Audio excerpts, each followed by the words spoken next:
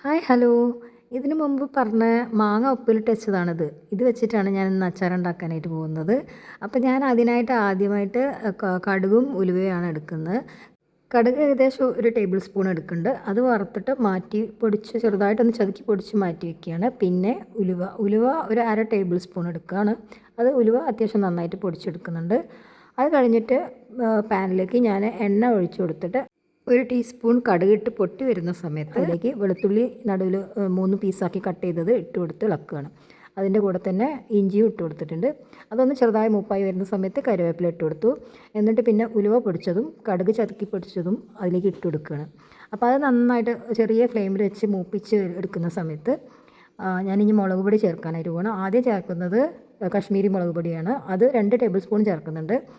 പിന്നീട് സാധാരണ മുളക് പൊടി 1 ടേബിൾ സ്പൂൺ ചേർത്ത് കൊടുക്കുന്നുണ്ട്. അപ്പോൾ നമുക്ക് മാങ്ങേൻ്റെ അളവ് വെച്ച് നോക്കിയിട്ട് വേണം മുളക് പൊടിയൊക്കെ എടുക്കാനായിട്ട്. പിന്നെ വേണമെങ്കിൽ കുറച്ച് ഈ സമയത്ത് ആഡ് ചെയ്ത് കൊടുക്കണമെങ്കിൽ ചേർത്ത് കൊടുക്കാം. ഇനി അതിലേക്ക് വിനീഗർ ആഡ് ചെയ്ത് കൊടുക്കുകയാണ്. ഇത് എല്ലാം ചെറിയ ഫ്ലെയിമിൽ വെച്ച് ആണ് ഞാൻ സോട്ട് ചെയ്തെടുക്കുന്നത്.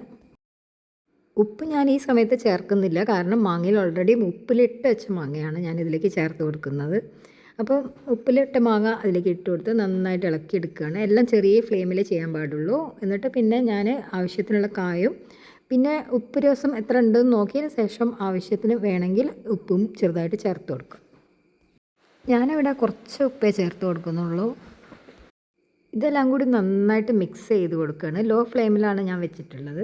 ഇനി ഇത് ഓഫാക്കുന്നതിന് മുമ്പായിട്ട് 1 ടേബിൾ സ്പൂൺ ഞാൻ ശർക്കരപ്പാക് ഒഴിച്ചു കൊടുക്കുന്നുണ്ട്. ശർക്കര കാച്ചിയത് അരിച്ചെടുത്തത് 1 ടേബിൾ സ്പൂൺ ഞാൻ ഒഴിച്ചു കൊടുക്കുന്നുണ്ട്. അപ്പോൾ ഇതിൻ്റെ എല്ലാം ഉപ്പ് രസവും ചെറിയൊരു സ്വീറ്റ്നെസ്സും പിന്നെ മുളക് പൊടീൻ്റെ ആ ഒരു എരിവും എല്ലാം കൂടി നല്ല ആ ഒരു ടേസ്റ്റായി വരും. ഇങ്ങനെ ഈ സമയത്ത് ഗ്യാസ് ഓഫാക്കിയിട്ട് തണുക്കാനായിട്ട് വയ്ക്കുക. നല്ല തണുത്ത് കഴിഞ്ഞതിന് ശേഷം നമുക്ക് ബോട്ടിലിലാക്കിയിട്ട് സൂക്ഷിച്ചേക്കാവുന്നതാണ്. നിങ്ങളും ഇതുപോലെയുള്ള സിമ്പിളായിട്ടുള്ള മാംഗോ പിക്കിൾ ഉണ്ടാക്കി നോക്കുക. നിങ്ങൾക്ക് എൻ്റെ വീഡിയോ ഇഷ്ടമായിട്ടുണ്ടെങ്കിൽ ലൈക്ക് ചെയ്യുക, സബ്സ്ക്രൈബ് ചെയ്യുക, ബെൽ ബട്ടൺ പ്രസ് ചെയ്യുക. Thank you for watching.